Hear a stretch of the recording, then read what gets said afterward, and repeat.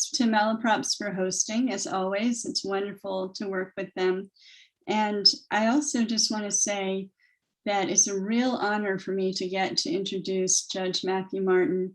And he has, we have some very distinguished panelists here tonight with us, and Matthew's going to introduce them in a moment.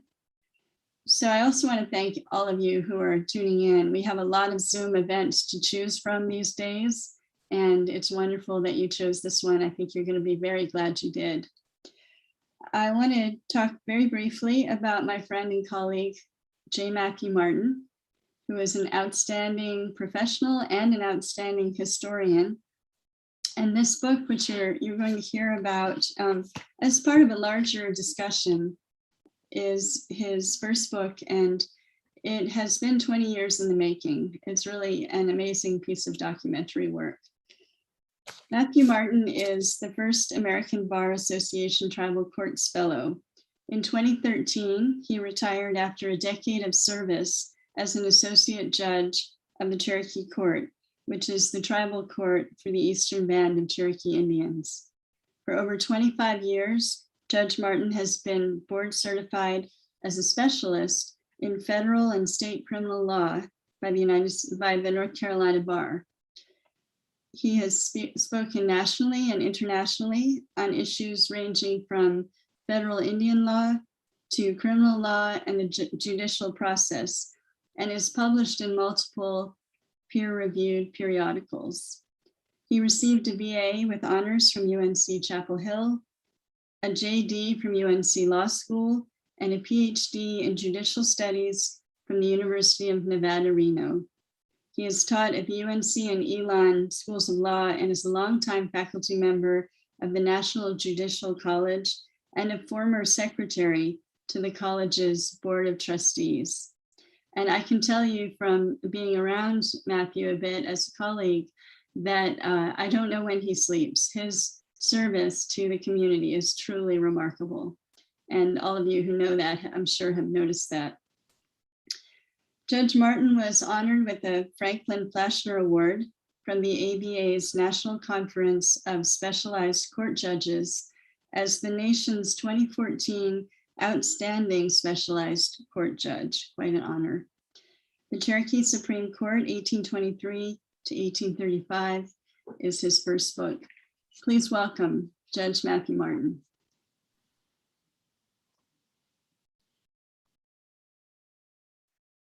Thank you, Elizabeth, for that really kind introduction.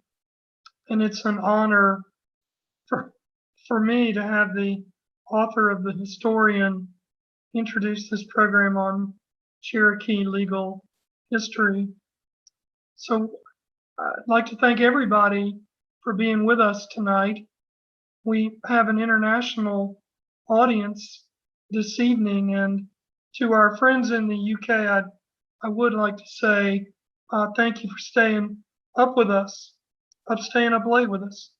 And I'd also like to thank everybody at Malaprops, just the best bookstore on the continent, for having faith in this book, and in particular, Patricia and Stephanie for making everything run smoothly tonight. If you find any of these topics we discussed this evening provocative and want to dive deeper, please consider purchasing the book, Cherokee Supreme Court 1823 to 1835 from Malaprops. Let me just say as a housekeeping matter that on occasion, it's likely we'll use terms Indian and tribe, understanding that these terms are colonial in nature and disfavored. And in the case of the word Indian, potentially confusing. But because the government of the United States uses these terms both in statutes and in case law, they're simply difficult for lawyers and historians and educators to tiptoe around. So we have an outstanding panel for you tonight. Both of our panelists are enrolled members of the Cherokee Nation, which is headquartered in Tahlequah, Oklahoma. First panelist is Dr. Trey Adcock. Dr. Adcock is the Director of American Indian and Indigenous Studies at UNC Asheville, and he is also the interim chair of the Interdisciplinary International Studies program at UNCA. Stacy Leeds is the Dean Emeritus of the University of Arkansas School of Law, first Indigenous woman to lead a law school. Dean Leeds is currently Foundation Professor of Law and Leadership at the Sandra Day O'Connor School of Law at Arizona State University.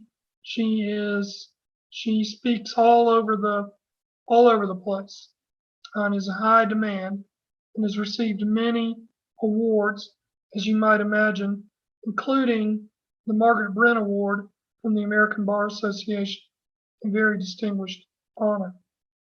Both Dean Leeds and Professor Adcock have a connection to my alma mater, University of North Carolina, Chapel Hill. Professor Adcock received his PhD from UNC, and Dean Leeds is giving the Michael Green Lecture at Carolina virtually later this evening. So as a result, she will have to depart from us at the end of the panel discussion, while Professor Adcock and I will remain and take your questions. Now, having said that, let's have some discussion. And Professor Adcock, let me start things off with you. Understanding that for millennia, the Cherokee people have resolved and indeed continue to resolve disputes utilizing ancient indigenous customs and traditions. What can inform us today about the ways in which the Cherokee Nation organized first tribal court?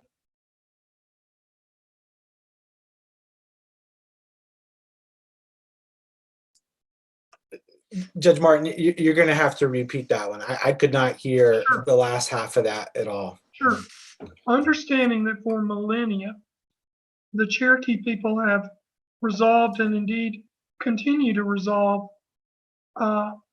disputes utilizing ancient indigenous custom and tradition. What can inform us today about the ways in which the Cherokee Nation organized and utilized first tribal court? So first, I'd like to introduce myself. Shionagad, Tredagado, Galieliga, Jikagowata, Tokiasti, hello everyone. I'm Trey. I'm really happy to be here and honored to be here. I am speaking from what we refer to as Tokiasti, the place where they race, which most people know as Asheville. This is my 10th year at UNC Asheville. I do direct our American Indian Indigenous Studies minor program. I'm also the executive director for a small 501(c) nonprofit that is community grassroots based, called the Center for Native Health. And so I'm really honored to be here to share space with Dean Leeds is unbelievably humbling. Judge Martin and I have been in each other's circles for the last decade, and so I'm just really humbled to be invited to this conversation, one of which I find myself completely out of my element in my league. I am neither a legal scholar or a historian. My PhD is in education, particularly curriculum-based theory and instruction. So that question, is a good one. I would probably defer at some level to Dean Leeds for that one. When you're talking about the ancient settlement of disputes, one thing I would just say about that, and I can't really speak directly about the courts, Judge Martin. I would just say that, one of the things that is still present in the communities, and that's one of the things that I'm particularly concerned with, is how Cherokee people or Native people largely are represented strictly in a historical manner, where many of these things continue. And so you can see one way that we resolve disputes very much in both Oklahoma and here in North Carolina, and that's through stickball. And that is a game that goes back thousands upon thousands of years, and even to call it a game is somewhat misplaced. And you know, for people who are interested in the ancient systems of justice, I think that's a good place to start. And I'll sort of stop there. Well, I want to follow up and ask you this, though, because as an educator, what is it about our circumstances that these histories that we're uncovering about these lands, that they're just not taught in our schools today? Well, I guess I would answer that in a couple of different ways. I mean, one is I have kids in the public school system, and the vast majority of Native students are in the public schools. And oftentimes, as a parent of those, you know, my kids, those students, you're often combating what is being taught. And, you know, there are spaces where it's good and healthy, but even this year, you know, I have a daughter who's in 4th grade, and Cherokee stories have been taught, and they're presented as sort of myths and legends, as these things that don't have connections in a relevant way and in a present way. And I think living in Western North Carolina and teaching where I do, I mean, these places are still here. I stand on the steps of our library, and, you know, Gadua Mound is not too far. Chota and Tanasi are not far. And so I think this idea of what is taught in schools is an important question. And oftentimes, particularly in a place like North Carolina, Cherokee history stops at removal. And so for me, I think it's a really excellent question about how can we teach more deeply in a more sophisticated manner. I think centering this idea of sovereignty.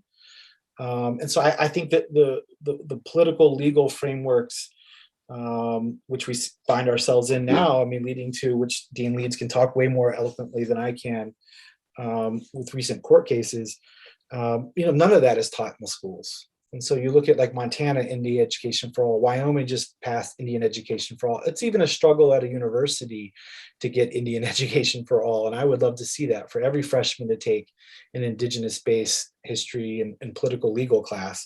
So I think it's really, really important. Because what people tend to know is based in stereotypes, to be honest. And so I think we have to foreground, you know, these legal political histories as much as we do anything in contemporary curriculum. Thank you very much. Let me turn to Dean Leeds and ask Dean. George Santayana is credited with saying, "Those who cannot remember the past are condemned to repeat it." But isn't that exactly what's going on in Oklahoma today? It is.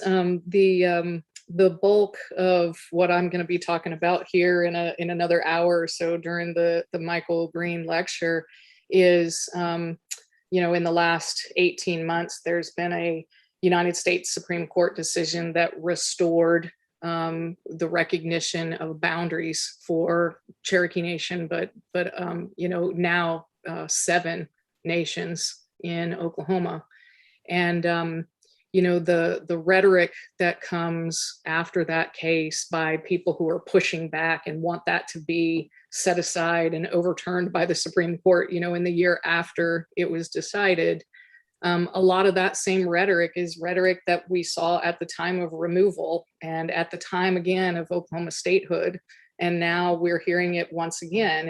And it's rhetoric such as this, you know, that tribal courts are not equal to state or federal courts, that tribal judges can't be as unbiased as quote unquote real judges, that Cherokee Nation and other tribal institutions are by their very nature inferior, and therefore their judgment or sovereignty needs to be replaced with something else. And So, we hear a lot of that on a day-by-day basis, but what we also see is some pretty Herculean efforts on behalf of the tribes that are actually doing this on the ground. And, hearing situations where the caseload might be 4,000% more in year-to-year increase than it was this time last year. But it's not the tribes complaining about doing the work. It's others that would choose them not to have the power to do that work that are often the people complaining. I have, waited for a very long time for your book to come out, because I think that one of the ways that tribes have been marginalized and pushed aside is by the creation of countervailing myths of what happens when tribes do things and when tribes exercise sovereignty, and frankly, just myths about the people themselves and what they desire in their societies. And a lot of those myths make it to the mainstream easier to set aside tribal power if that whole story is not told. And so, one of the more profound losses for tribal courts in the last 100 years has to do with the Oliphant decision out of the US Supreme Court in the late 1970s. And in order to reach its decision, and the decision was that a black letter law that tribes lack jurisdiction to prosecute non-Indian people. Part of the rationale of the United States Supreme Court was not relying on treaty language or relying on laws that have been passed by some legislature. It is the story or the belief that tribes never had this power to begin with, therefore they must not have it today. And so as I read early and then later stage drafts of what became this book, it absolutely turns what the United States Supreme Court said on its head. And, it's proof in primary documents that the scope of tribal autonomy and the scope of the powers of the Cherokee Nation judiciary were a lot broader than the prevailing story has been told.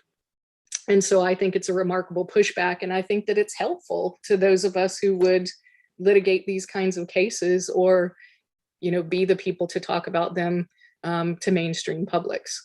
Now, before I wrap up the answer to that one question, I just wanted to give a quick shout out to Trey. And we do not personally know each other, but I feel like we are kindred spirits and friends through a very connected network of Cherokee educators and scholars. And so I did want to make a quick plug for a website that he and I and about, now 50 different Cherokee professors from across the United States in multiple disciplines are featured, and some links to works. But I think that a big part of this is telling the story of multiple tribes. And one way that those stories are told are through educators. And so if you get a chance, take a look at thinkchalagi.com. And that is the website where you can see the long laundry list of Cherokee scholars and some of the things that they're working on, outside of the law and history, realm and across many disciplines. Let me see if Patricia will be so kind as to put that in our chat. It'd be great. Thank you. So let me just follow up on that, and then I want to ask Professor Adcock kind of a parallel question. But when we consider that the Supreme Court has said, as you noted, tribal courts never exercised criminal jurisdiction over American citizens, and by that I mean historically, in the 1820s and 30s, we're talking about white Americans, white American men, actually. We'll talk about women in the tribal court, hopefully in a minute. But we now know that assumption to be incorrect, and as the historical record clearly establishes, the Cherokee people exercised jurisdiction over white American men, and that American an American corporation, at least one, and an American citizen voluntarily sought the court out for its civil jurisdiction. So how does this evidence affect the foundations of federal Indian law?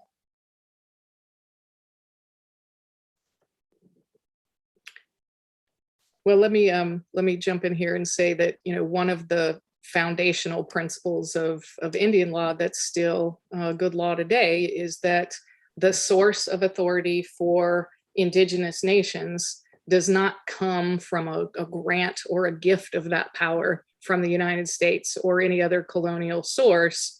It comes at its core from that nation itself as inherent powers, inherent sovereignty.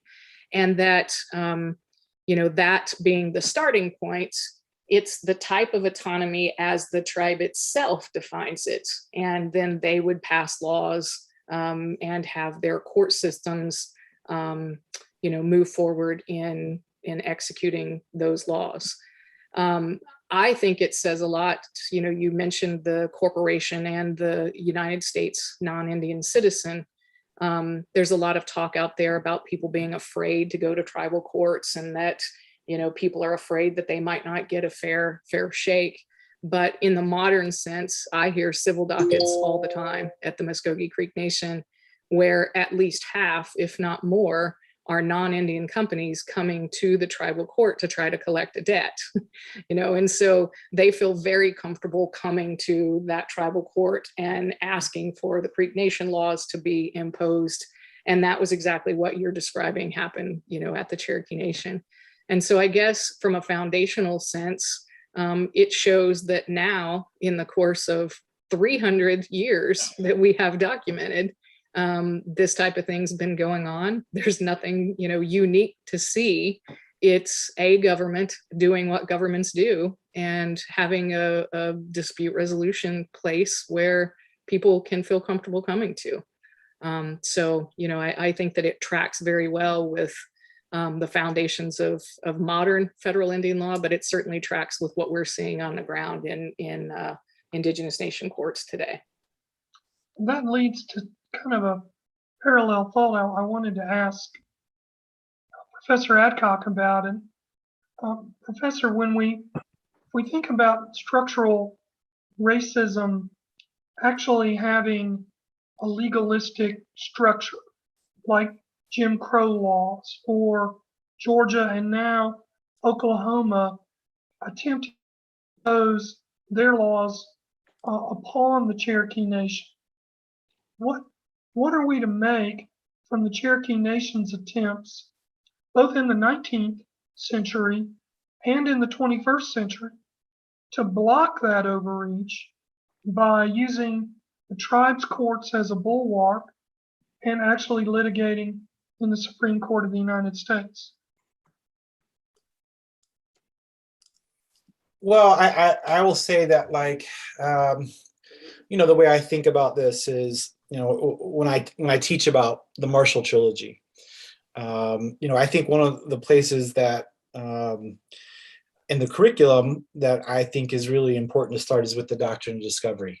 So when we talk about structural racism, you know, I think it's important to not only talk about, you know, what the doctrine of discovery is or was, but how it was brought into US law by John Marshall. But then you see it also with Ginsburg's decision in 2005.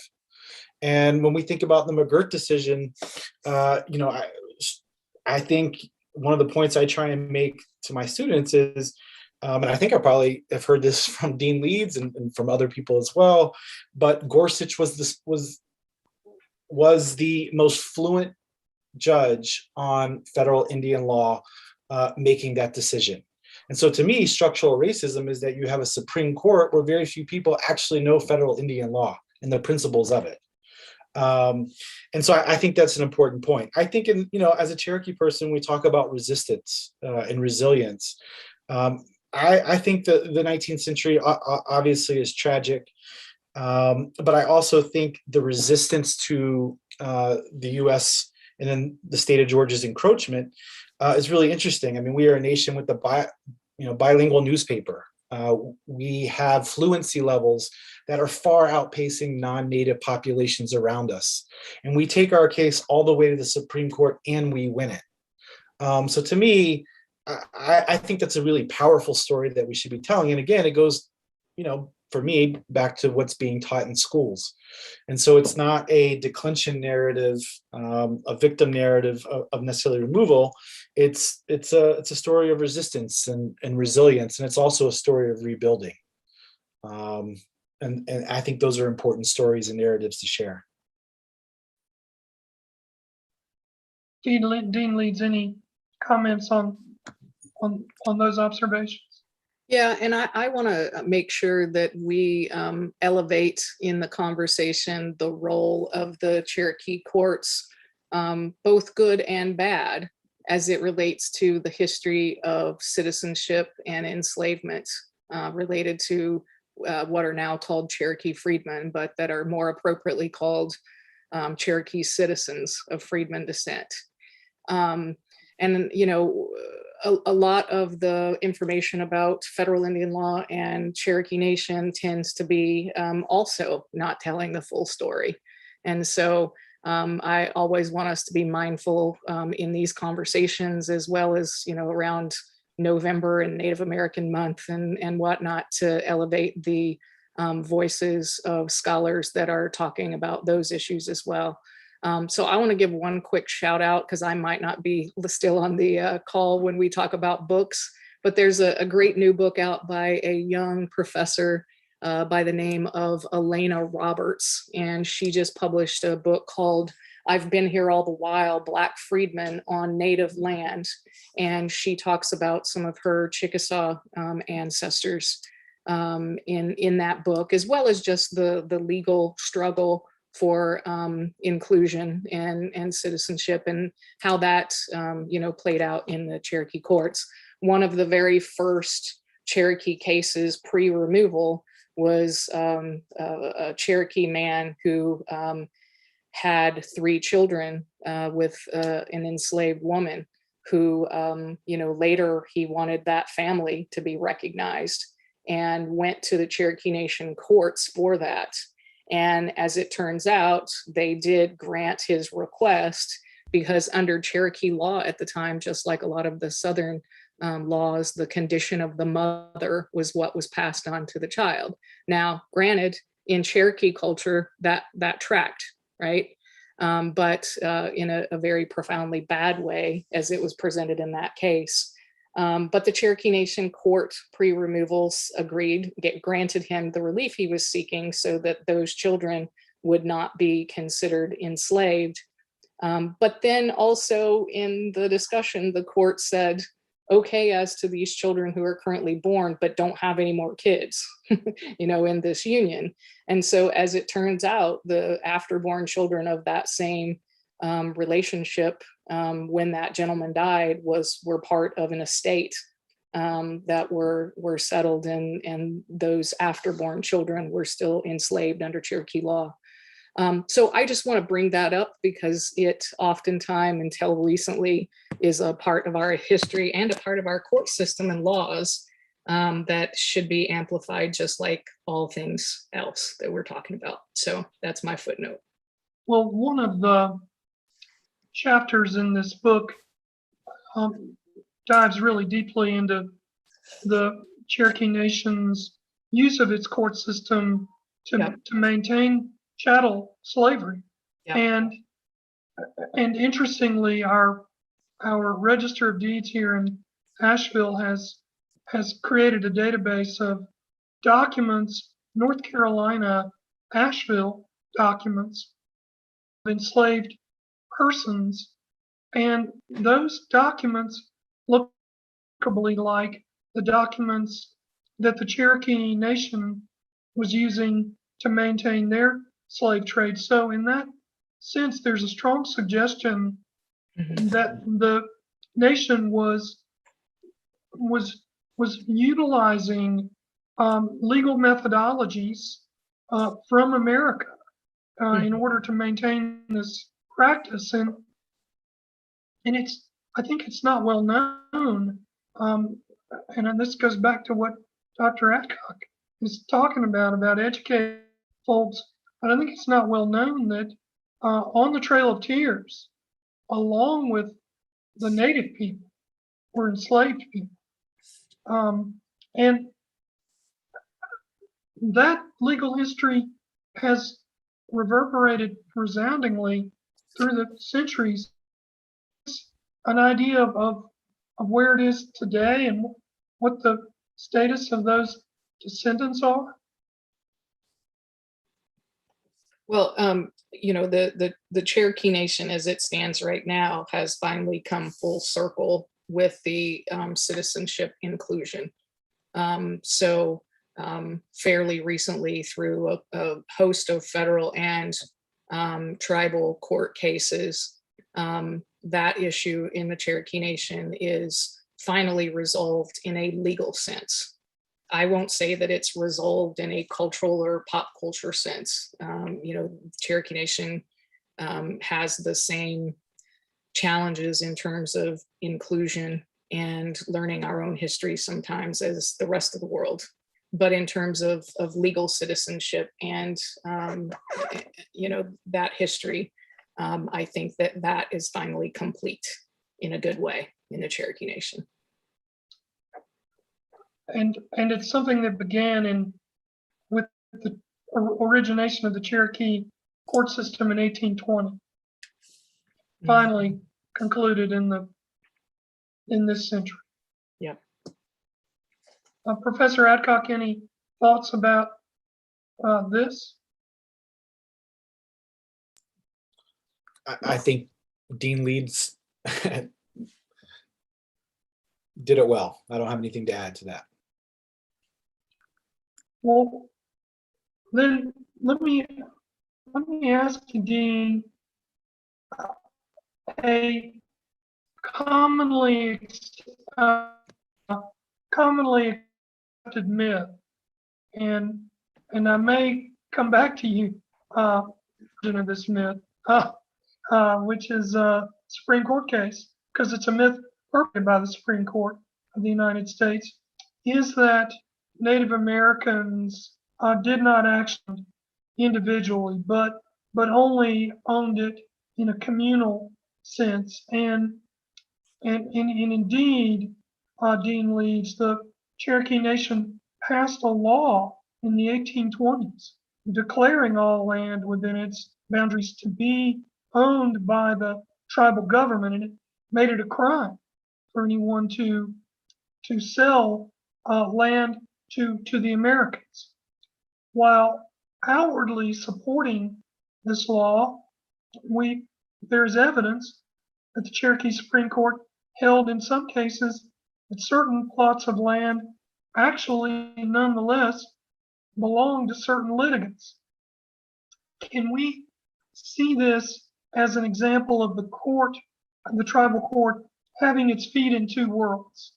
And by that I mean one firmly in the 19th century, confronting the existential removal crisis and pressure, and one firmly embedded in maintaining ancient culture and tradition.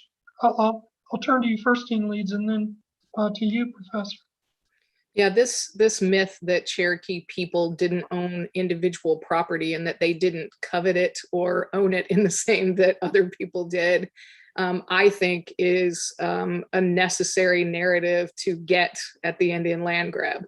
It was used again at the allotment time. It was used at the time of Oklahoma coming into being a state, and it was used at the time of Indian removal. Those early Cherokee laws don't really say that individuals can't have incidents of ownership. It's in the 1820s, and so it's relatively outward facing in a crisis mode where they want to preserve the territorial integrity of the Cherokee Nation. So you've got the court saying, yes, we don't want this sold to non-Indians outside of the Cherokee Nation, but they certainly recognize in the law in the 1820s, and again, you know, after removal, that a Cherokee person could sell their property to another Cherokee citizen, or it could go back to the Cherokee Nation. But what was forbidden were these outward sales, where it then created a Swiss cheese type situation inside the Cherokee Nation, because the idea was that if that started to happen, just like today in this McGirt case, the outside world wouldn't view the Cherokee Nation as having real territorial boundaries if they didn't hold all the land inside. And so I think it was, like a reactionary piece, and you have the court stepping in to protect individuals in a host of different types of property regimes. When you fast forward to the late, 1880s and early 1890s, the Cherokee Nation did the same thing post-removal, right? And they got title to the whole land. So the outside world could say that the Cherokee Nation owns the whole territory, but you've got decades of the Cherokee courts signing off on deeds for the surface of lands and probate matters where people are passing property to their kids, after they die, and passing property to each other, and easements being granted over land. And so you've got the proof in the pudding that they're thinking of property rights the same way anybody else might. But to the outside world, could I, as a non-Indian, walk in and buy a piece of land? No, that's going to be forbidden. And in the later years, I think that the Cherokee Nation had the viewpoint, much of what you see throughout different parts of the world today, where the underlying estate is owned by the government, the oil and gas, the coal, these types of things, as a matter of territorial integrity, but then the surface rights go to individuals to be used. And then there's laws and land tenure systems that regulate how that all gets divided up. So I see that both pre-removal and post-removal in the court records. So, Professor Adcock, how do we as responsible citizens, how do we address what one is called myth-making by the Supreme Court? That's a very powerful voice to respond to, and I'd be interested in your thoughts, particularly because you referred to the case of Johnson versus McIntosh, which is an extraordinary case that with the stroke of a pen defeased, that is, took away the right of ownership of all the land in the United States and gave it to the government of the United States. All the land that wasn't owned by an existing state or by Americans, took it away from all the native people. So I wonder how we, I mean, the dean has marshaled an argument very clearly, but I wonder how we respond to myth making when the myth making comes from our very government. I think it's a really good question. I don't necessarily know that I have an answer with that, other than what where my expertise is, and that's going to be in the schools. Maybe that is an easy answer, but I do believe that, I believe in education. I believe that there's a critical component of education. And if you look at the current political reality, there's resistance to teaching critically in schools. And I think we have to be honest about that. But for me, one of the reasons why I went into to be a teacher, and then I went into being particularly in teacher education, I wanted to be in front of people who were going to go teach a bunch of children and shape, their consciousness. And so to me, that conversation has to be in the school system. I hope my daughter, when she graduates high school in a few years, and I know this is a challenge and maybe it's a dream, would come out much more fluent and political, legal challenges for Indigenous people in this country. And I think the other piece of that is, there is a conversation amongst the Eastern Band right now to create curriculum.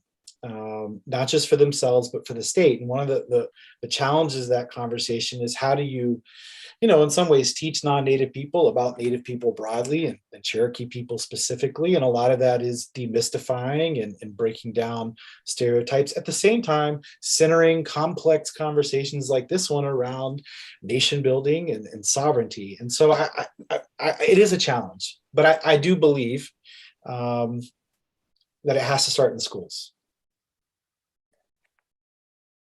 Dean Leeds, you're getting ready to leave us. I'll give you the last word on this. I think that it's an uphill battle in many respects. If you even set aside the pushback right now to have any critical curriculum, in the schools, if you set that politics completely aside, there's the problem of hundreds of years of only one or two sides of the story being presented. And so there's a hard problem of finding the curriculum to teach. It's, when people like you and I and others unpack new realities every day as we get into these old historical documents, there's so much work to be done. And so that's why I'm such a fan of the modern university, because there's all of these people coming along that, at least for the short time that they're there, have the privilege of time and resources to dig into these sources. So I think that you have to come at this from multiple different directions. Some of it certainly rests on the tribes to tell their own current story and their own past, but then there's a real role for historians and legal scholars and others, and a ton to unpack. So that's why we'll all never go out of a job, or at least a favorite pastime, right? I mean, the thing of it is, if I have a Saturday morning that I am not doing anything, I'm going to be digging through this stuff, because it's intellectually fun and otherwise, but oftentimes it's just a duty to try to find the truth in our own nation's documents. So it's good fun. But yes, you're right. It's exactly the time that I have to log off. So I'm going to have to leave the two of you for the Q&A. But it's an honor to be with you, and I love this book. Buy it.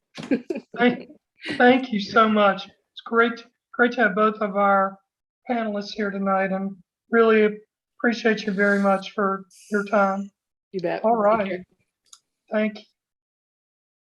Well, Patricia will serve up some questions if we have some. I hope that was stimulating.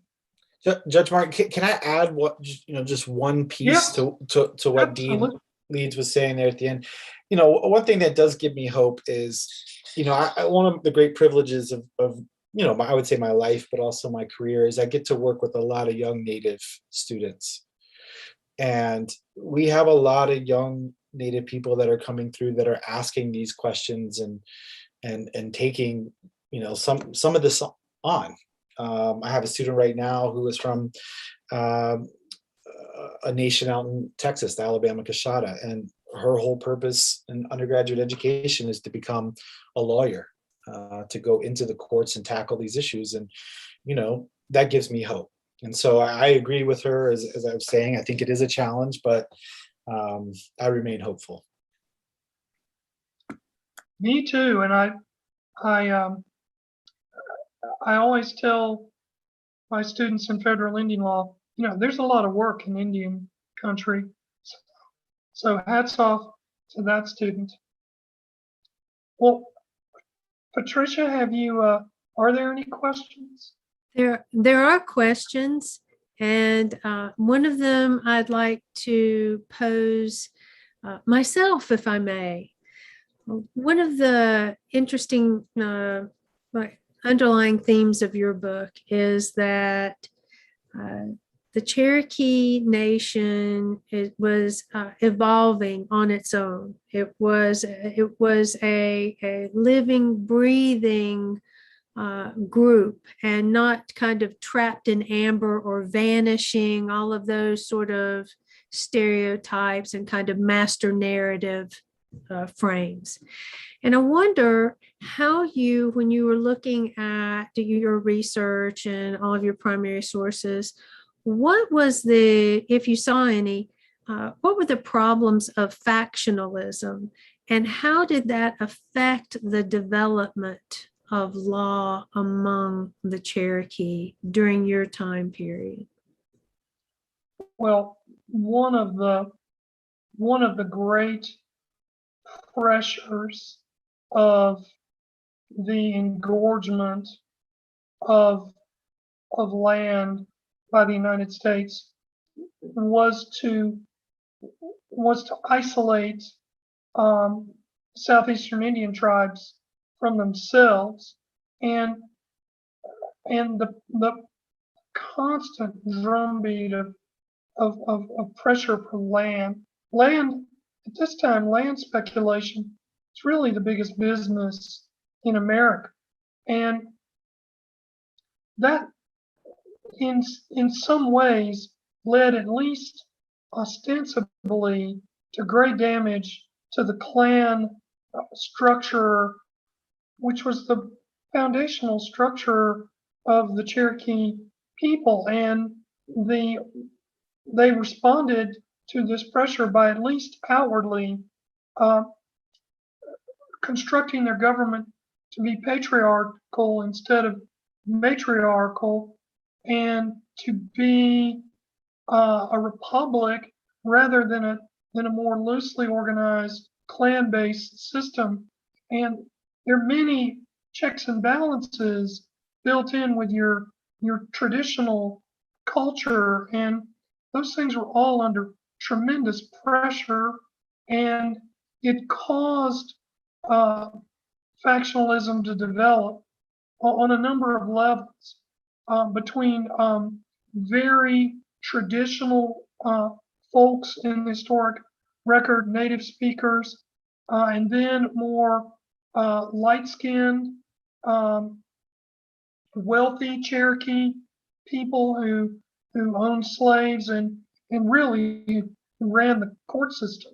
And so you have folks who are enslaving people over here, and folks who are learning to write their language on the other side.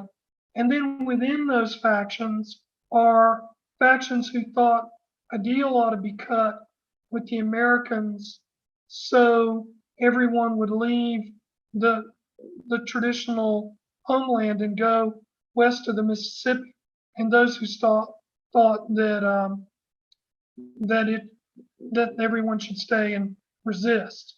And it is a story of resistance, and that factionalism is just really a story of how that resistance played out. I mean, I'm not a Cherokee person, so it may not be my place to say these things, but that's my view of the record, at least as it has to do with the book. Professor Adcock, do you have anything you want to add to that?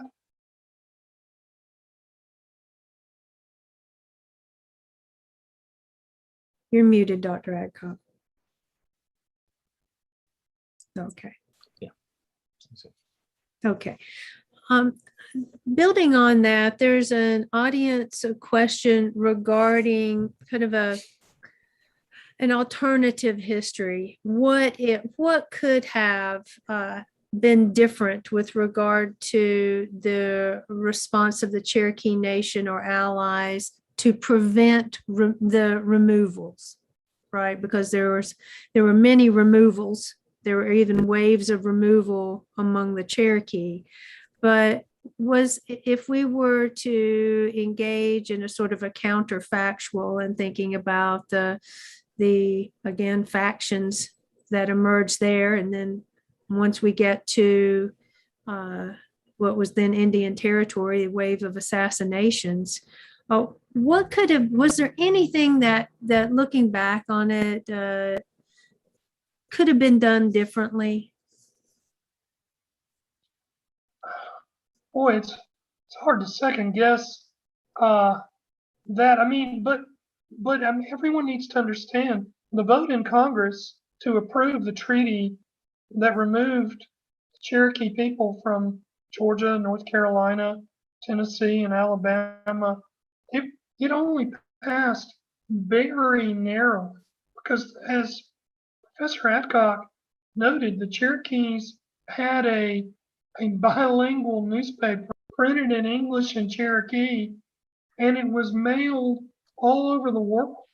So they had readers way up north, and it was a way to highlight the oppression that was going on.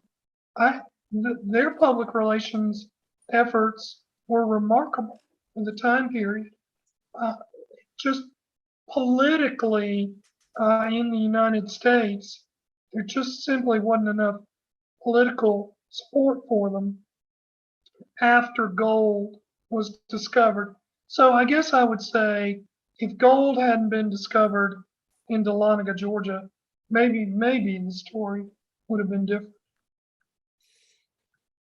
Yeah, I mean, it would be interesting to have Dean Leeds. I wonder what her view of that question would be. I mean, I think that's a really complicated question. I mean, I think also in the removal period, I mean, and again, I'm cautious with what I claim in terms of legal history or whatever. But I mean, if you look at the Georgia Compact of 1803, that's Jefferson. And those plans were already in motion as far back as 1803. So, Jackson gets the bulk of the resentment, and rightfully so. But in terms of empire building and imperialism, and what we refer to as settler colonialism, those plans for removal were far already in play. So I just would add that piece. I definitely want to, and please, both of you feel free to weigh in on my suggestion of a book on that called Seeds of Extinction, Jeffersonian Philanthropy and the American Indian, that explains, I think, in excellent detail and through the use of primary sources, exactly what Dr. Adcock was saying, that removal just didn't spring up with the discovery of gold. There were plans and thoughts and philosophical underpinnings and imperial desires that certainly predate removal, that I think are really worthy of discussion. And that book is by Bernard Sheehan. So I don't know if the two of you want to add to that recommendation or. Well, absolutely. Go ahead, Judge Mark. Excuse me. No, go ahead. A book that I would recommend is it's by Tim Garrison, The Legal Ideology of Removal: The Southern Judiciary, and the Sovereignty of Native American Nations. And I read this book in grad school, so but my understanding, as I recall it, is the complicity of the Southern judicial system in removal. And that was largely, and please correct me if I'm wrong, Judge Martin, but I mean, I think the argument in that book is that, the Southern courts based a lot in racism, were complicit.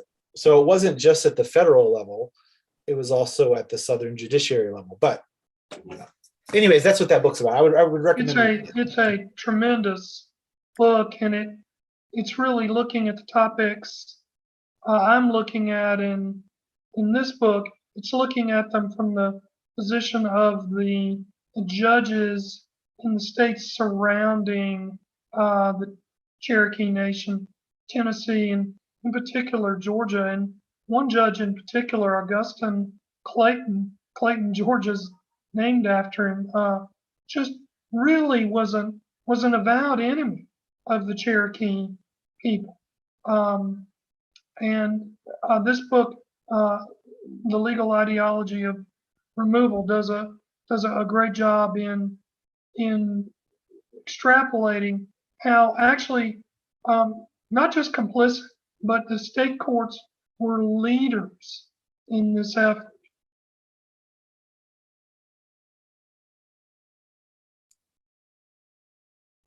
You know, and I'll say this, within the backdrop of what they perceived to be this ongoing drama playing out on the American continent, in which the Americans had the manifest destiny.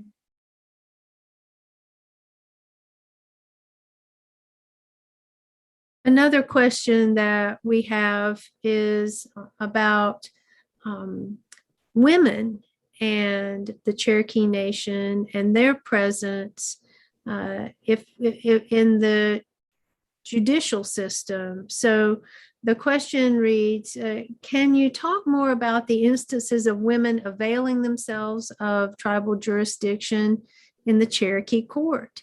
And as an addition to that, Theta Purdue and Michael Green did a lot of work in the area of revising a lot of the stereotypes and misinformation about tribes, particularly the Cherokee. And Theta Purdue wrote Cherokee Women, Gender, and Culture Change, 1700 to 1835. I wonder if the two of you could weigh in on women at this time. I'll defer to Judge Martin here. I mean, I love, is that chapter, I think that's chapter 4. Is that correct? Yeah. In this book? I love that chapter. That was, I really appreciate it.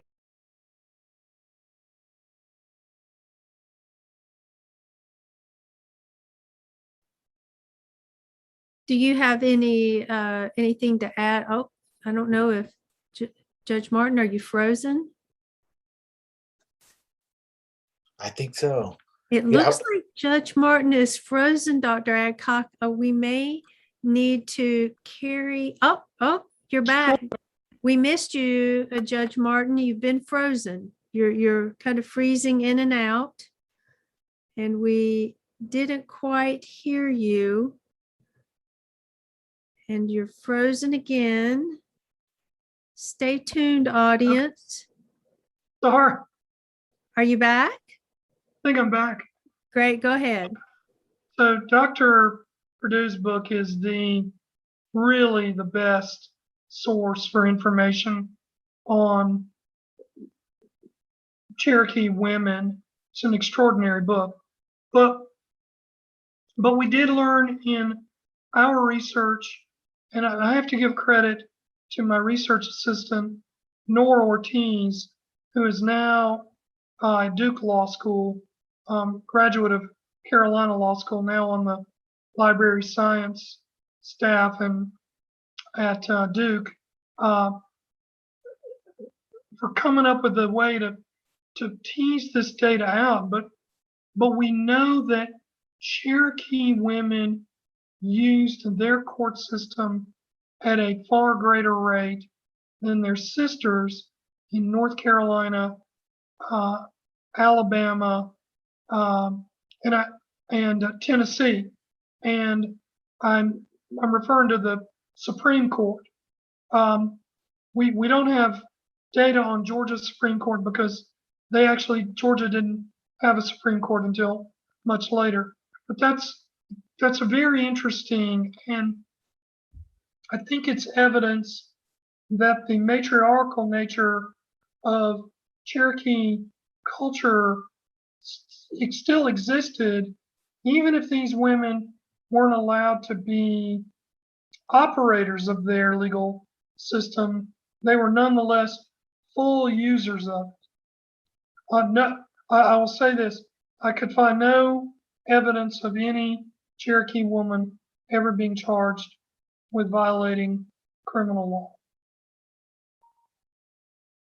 Well, we've gone a little bit over, and I'm sure I can just tell because there's so many people still watching that there's rapt attention on this conversation and on this panel. So I'd like to combine the last questions that I see here as a kind of what to watch out for.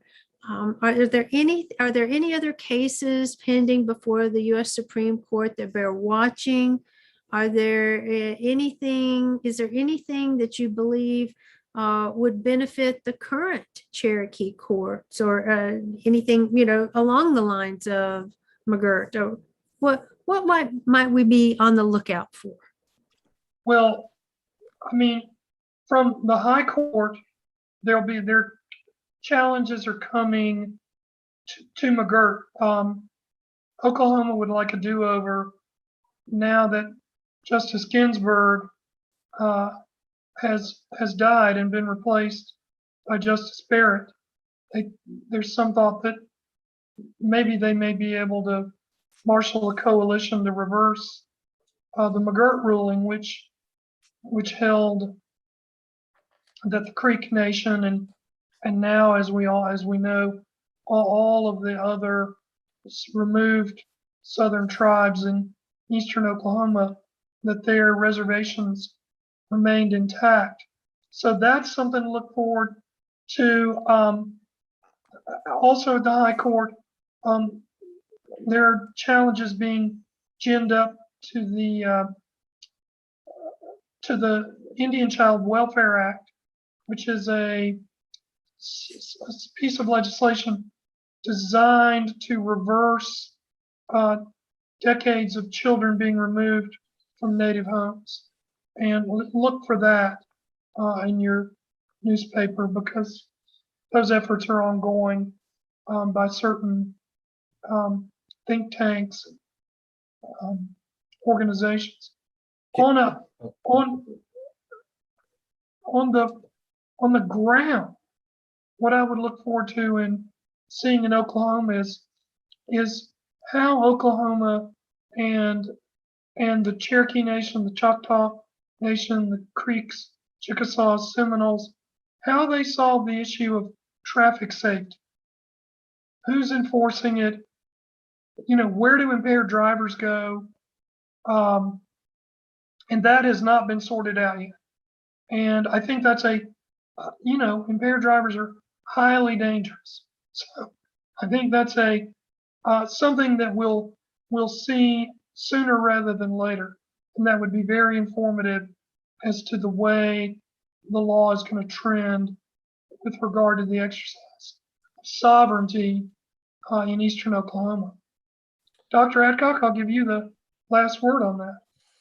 Well, I just would like to thank Malaprops and everybody attended, and thanks for the invitation to be a part of this panel. Again, very humbling, and